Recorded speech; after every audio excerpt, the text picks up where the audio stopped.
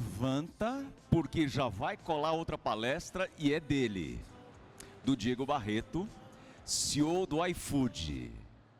É case de sucesso que você vai ouvir daqui a pouco. Temos alguma vinheta, alguma coisa? Vamos direto?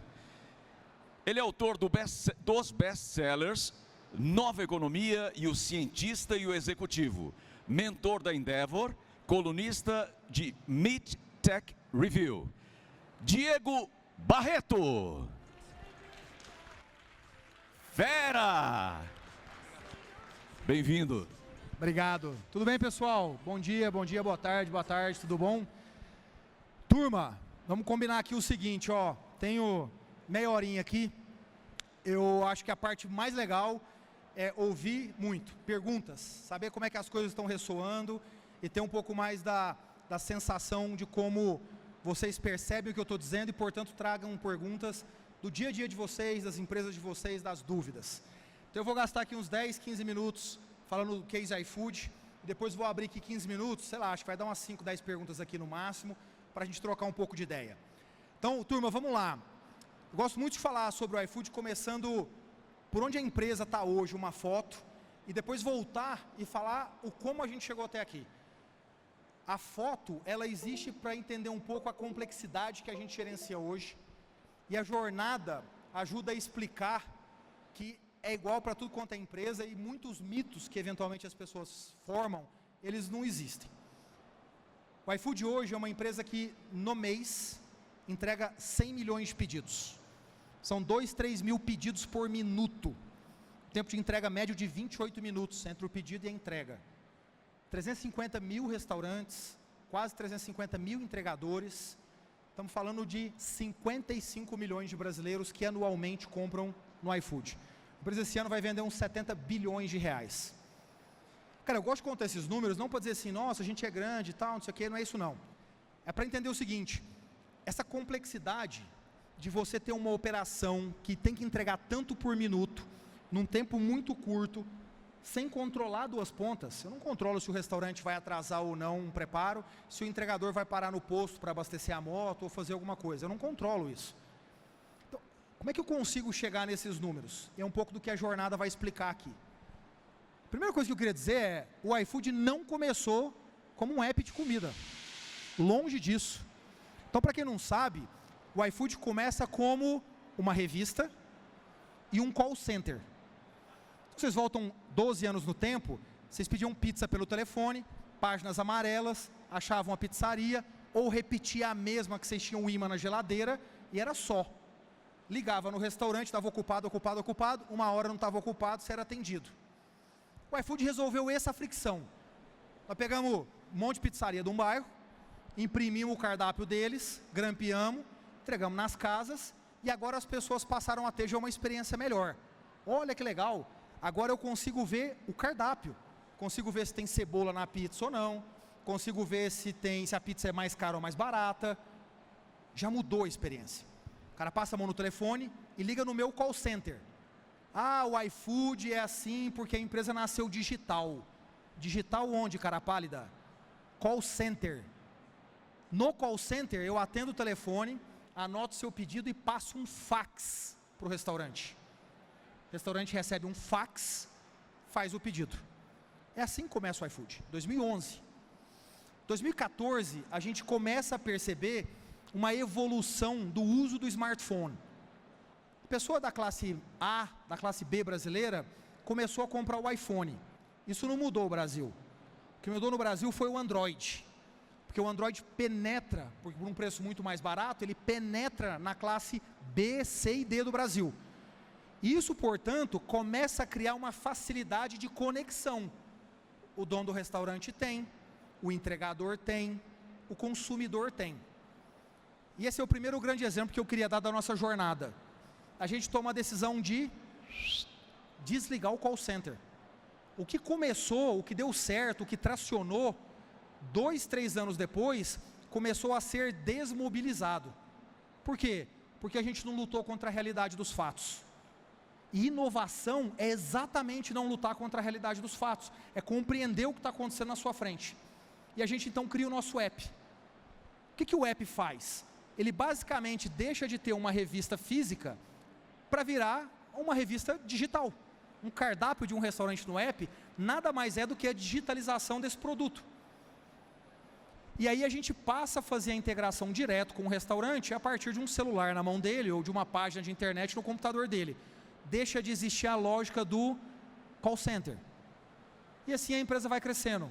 E assim a empresa vai rolando. E assim as coisas vão dando certo. As pessoas vão se acostumando. As pessoas vão voltando. Eis que a gente chega em 2018. 2018 a gente olha e vê que todo mundo tem um celular na mão. Se todo mundo tem um celular na mão, eu posso começar a lógica da entrega. É só em 2018, que o iFood efetivamente passa a fazer entrega. Até então o iFood não fazia. Muita gente acha que a gente nasceu como uma empresa de entrega.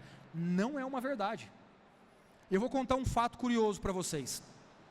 De todas as empresas no mundo que nasceram nesse mercado e que foram líderes conectando o consumidor com o restaurante, todas elas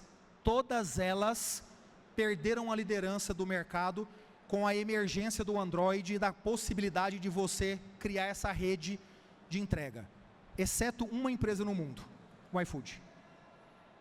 Só o iFood no mundo conseguiu manter essa posição. Aí vocês vão dizer, já sei, eles estão dizendo que eles são mais inteligentes que a média. Não, a gente é igual a todo mundo. Já sei, eles vão dizer que eles são brilhantes. Não, nós somos uma empresa que trabalha muito, focada.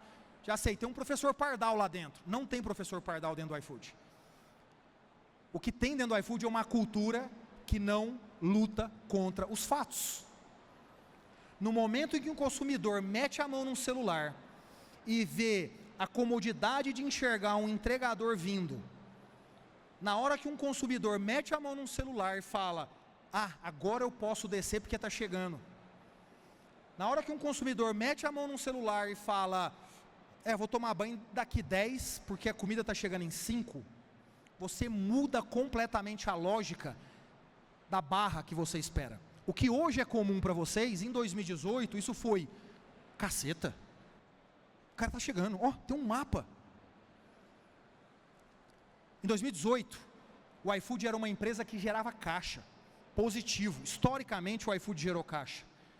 Para poder montar essa plataforma de logística, nós tivemos que tomar uma decisão, passar a queimar a caixa. Quando a gente fez esse movimento em 2018, muitos olharam e falaram, entrou na moda do queimar a caixa.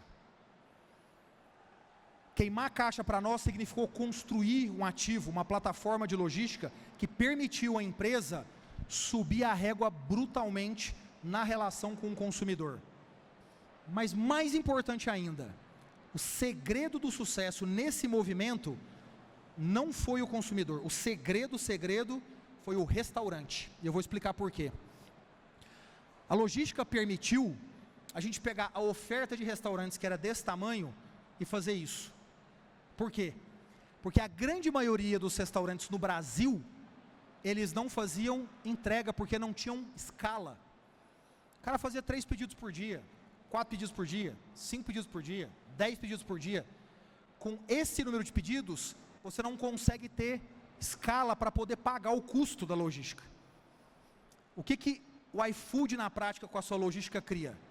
A possibilidade de 20 restaurantes de um bairro que fazem 10 pedidos por dia, significarem 200 pedidos. Aí justifica. Essa foi a sacada. A sacada foi aumentar a oferta exponencialmente. Aqueles que usam o iFood até 2016, 17, vão se lembrar que o iFood era uma plataforma de quê? Pizza e hambúrguer. Porque todo o restante não tinha volume para estar numa plataforma. É essa a virada do jogo e que a gente hoje se torna uma plataforma muito mais diversa em termos de gastronomia. Desde um sushi até uma conveniência. 2019 é um outro momento importante da nossa virada. Inteligência artificial. É quando a gente monta os times, traz as primeiras pessoas, monta o nosso data lake e começa a trabalhar fortemente para ter uma estrutura que me permitiria, na sequência, efetivamente trabalhar com inteligência artificial. Vou vir para 2024 por um segundo. Atualmente o iFood tem 149 modelos de inteligência artificial proprietários que conduzem áreas sem a intervenção humana. Volta para 2019. Nós construímos infraestrutura, por isso eu queria dar uma dica para vocês. Se vocês são startups e estão dizendo que estão trabalhando com inteligência artificial, qualquer pessoa que entende de inteligência artificial de verdade sabe que você está mentindo. Você não consegue trabalhar efetivamente com inteligência artificial proprietária sem uma base de dados ampla, profunda, estruturada, com uma única linguagem. E você não consegue fazer isso com 6 meses de vida, nem com 1 ano de vida, nem com 2 anos de vida. Portanto, cuidado com o tema IA. Não, eu sou IA. Veja, usar uma ferramenta de IA não te faz IA. Usar um iPhone não te faz a Apple. Não confundam as coisas. Não tentem enganar, ou não tentem se enganar, porque as pessoas com a régua um pouquinho mais altas vão ver isso. O nosso investimento, ele começa a gerar primeiros resultados no segundo semestre de 2020, quase 2 anos depois, 1 ano e meio depois. Beleza, a empresa continua. Nesse período da nossa jornada, 18, 19, sabe o que a gente mais ouvia? O que a gente ouvia é: vocês são muito burros, vocês deviam ser um super app. Não, tem que ser um super app, o negócio é ser um super app. Seja um super app, super app, super app, super app. E essa foi a decisão mais acertada do ponto de vista estratégico que a gente fez. Por quê? Foco. Não vá fazer alguma coisa antes de ser foda no que você está fazendo. Se você não é foda, você só é mais um. Ninguém vai te pagar mais por isso, ninguém vai te preferir por isso, ninguém vai voltar por isso. Portanto, a nossa insistência até o primeiro semestre de 2020, março de 2020, em fazer apenas restaurante, é só um foco. Ou eu fico bom, ou eu não posso ir para o próximo. E as pessoas têm dificuldade de dizer não. Ideias podem ser boas, não significa que elas precisam ser executadas concomitantemente. E esse talvez tenha sido um dos principais acertos nossos. A gente entendeu humildemente as limitações de tempo, limitações de talento, limitações de dinheiro, complexidade. A gente entendeu isso. E só em 2020, no final do primeiro semestre, que a gente efetivamente começa a trabalhar com supermercado. Essa evolução do supermercado, ela nos levou na sequência para uma logística que tinha que usar carro, nos levou para o pet shop, porque eu já tinha o carro, me levou para a farmácia, porque o produto era mais fácil de ser replicado. E no final de 2022, a gente então começa a se ver como um grande ecossistema de conveniência. E aí eu queria explicar para vocês exatamente o que significa ecossistema nesse momento. A gente nos últimos 1 ano e meio, e aí eu vou chegando no final da minha apresentação aqui para a gente trocar um pouco de ideia. Nesse último 1 ano e meio, a gente trabalhou fortemente para ser também uma fintech. Portanto, restaurante, as outras verticais que complementam essa jornada, fintech, com a logística embaixo, suportando tudo. Na jornada da fintech, a gente aprendeu muita coisa e desenvolveu muito produto. Uma delas é, a gente foi para o salão. Eu vou contar um negócio para vocês. Levanta a mão aqui quem sabia que 25% dos pedidos do iFood não acontece no app. Ninguém. É isso. 25% dos pedidos do iFood não acontecem mais no app. O fato de eu ter feito algo bom, que chegou em bons resultados, em bons números, não significa que eu não tenha que encarar a realidade. E a realidade é que outros canais estão também se tornando relevantes. Eu não sou um app, eu sou uma empresa que traz a conveniência. O canal, eu topo qualquer um. O fato de ter ido para esses outros canais, de ter esses restaurantes, me permite trazer a fintech sob uma ótica de payments, de maquininha, de totem, de empréstimos. Hoje a gente tem 1,5 bi de reais emprestados para restaurantes, entre outras coisas, me permite ir me tornando um ecossistema. Eu queria dar só um exemplo de como esse ecossistema funciona. Vocês imaginam um restaurante. Esse restaurante hoje, ele toma pedidos conosco em 3 lugares: no app, no WhatsApp, no salão. O fato de ele tomar esses pedidos em 3 lugares permite a gente, naqueles que são delivery, fazer a entrega de moto, que um dia passou a ser carro, porque eu passei a vender supermercado. Quando eu passo a vender supermercado, quem que vem para dentro também da plataforma? Atacado. Atacado. Quem compra do atacado? Não só vocês, mas os restaurantes. Restaurantes, via de regra, compram em atacado. Portanto, a logística que serve você na sua casa é a mesma logística que serve o restaurante a partir do mesmo lugar, do atacado. Essas conexões de venda, as tomadas de pedido, associada agora à venda que eu faço para o restaurante, me dá visibilidade de fluxo de caixa. E por isso agora eu consigo ver a operação do restaurante. Quanto ele vende, quanto ele compra, se ele melhora a operação mês a mês, se ele não melhora, se ele compra mais barato, se ele compra mais caro, se ele compra mais caro, se ele reajusta preço ou não. Tenho visibilidade. Isso me permite ter a fintech. E a fintech vem exatamente para poder, ao entender essas transações, terminar de abraçar o ecossistema para prover crédito. E é aí que vem o ecossistema do iFood. A figura do iFood, app, não existe mais. E nessa jornada toda, o que eu queria dizer para vocês é, para concluir, encerrar e a gente abrir para perguntas aqui. É muito importante ter disciplina de execução. 2, é muito importante ter foco. 3, não vá contra os fatos. 4, não entre em tendências achando que você tem bola de cristal. 5, a jornada sempre vai ser de mais de 10 anos. Não espere que vai ser de menos do que isso. Mas acima de tudo, essa jornada ela é muito vencedora. Mesmo que às vezes o negócio não deu certo, mas você sai muito mais preparado para uma próxima jornada. Obrigado, gente. Valeu. Bora trocar uma ideia. Como é que a gente troca uma ideia aqui? O negócio é o seguinte: 3 perguntas. Uau. Do lado de cá, uma. Aqui no meio, outra. E desse lado, outra pergunta. Quero ver ele escolher se tiver mais de uma Não, bola. agora vai ser o bingo, né? Desse lado, quem tem pergunta para o Diego? Lá no fundo, por favor, a senhorita. Fica de pé. Se apresenta. Da onde você é e qual empresa que você representa. Oi, eu sou a Raquel, eu sou do Itaú. E eu queria saber como é que vocês fizeram para inovar, para sair do restaurante, para farmácia, para mercado. E como vocês souberam que era um público que ia aceitar o que vocês estavam colocando de novo no app? Obrigada. Raquel, essa é uma pergunta muito interessante, né? A pergunta dela foi, cara, como é que vocês descobriram isso? Por que vocês foram fazer isso?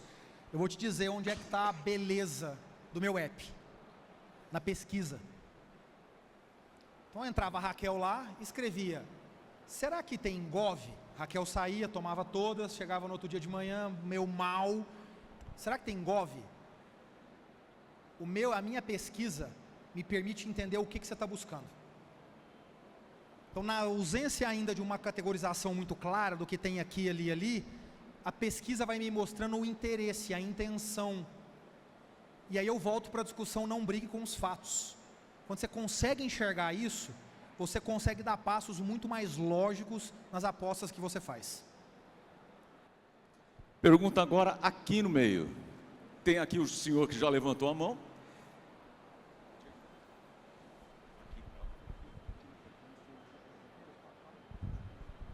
Seu nome? Ricardo. Ricardo de onde? Moro na Espanha. Na Espanha. E qual o segmento de trabalho? SaaS. Vamos lá, pergunta. Estamos entrando nisso aí, hein? Por que o iFood não faz a última milha de pequenos pacotes? Foco. Então a pergunta dele é, por que eu não faço a última milha de pequenos pacotes também? Foco. Porque todas as vezes que você faz alguma coisa a mais que é diferente do que você faz centralmente, você precisa customizar produto, né? Então, por exemplo, eu vou dar um exemplo simples.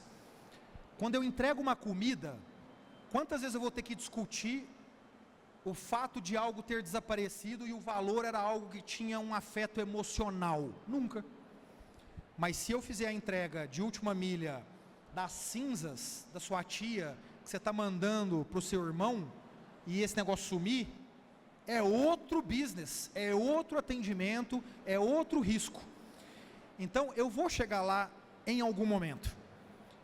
Mas aí eu volto para a questão do foco. Então, eu prefiro hoje estar desenvolvendo mais ferramentas para um restaurante, para um entregador, do que estar ampliando mais e tendo que encarar algumas mudanças que não vão, que exigem esforço, exigem conhecimento, mas que não vão mudar dramaticamente o meu negócio. Então, vou chegar lá dentro de uma evolução natural. Desse lado de cá, quem é que vai fazer pergunta? Se não tiver, vou voltar para o meio. Aqui então. Ah lá, tem um lá no fundo, ó, daquele lado. Demorou. Ah, demorou. Demorou. Essa é uma mentorada do Kepler, a Hélida Dantas, que é do Tocantins. Vamos lá, Hélida. Gurupi? Araguaína. Araguaína.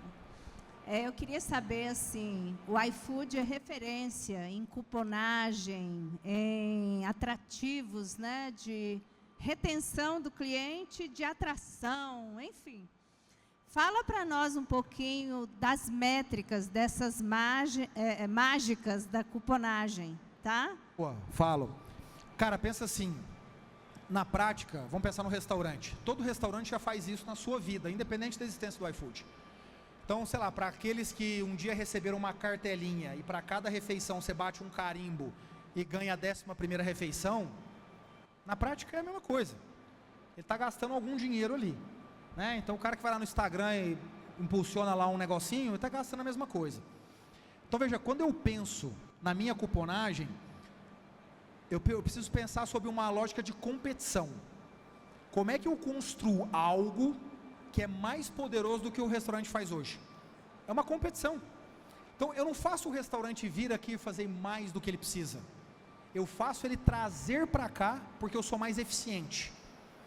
Então, como é que cuponagem funciona? Só funciona se tiver retorno. Não tem outro jeito. Ou você constrói uma lógica em que o cara coloca R$1 e ele tira 1, alguma coisa, ou nunca vai ficar de pé. Então, a gente sempre se preocupou em ter nas duas pontas, consumidor e restaurante, uma lógica. O dia que você privilegia só um, você vai ter uma dificuldade de sustentar essa operação. Então, por que a gente trabalha bem com cupom? Trabalho bem com cupom porque o restaurante vê o retorno. Então, o cupom é a entrega rápida, é o desconto de R$5, é o desconto de 10%. Por que ele coloca isso lá? Porque ele vê retorno. Como é que ele vê retorno? Eu mostro para ele. Visibilidade, super importante em estratégia de cuponagem. E o terceiro ponto, é preciso inovar em mecânicas. Tem restaurante que o consumidor vai bem com entrega grátis. Tem restaurante que vai bem com o desconto de R$5.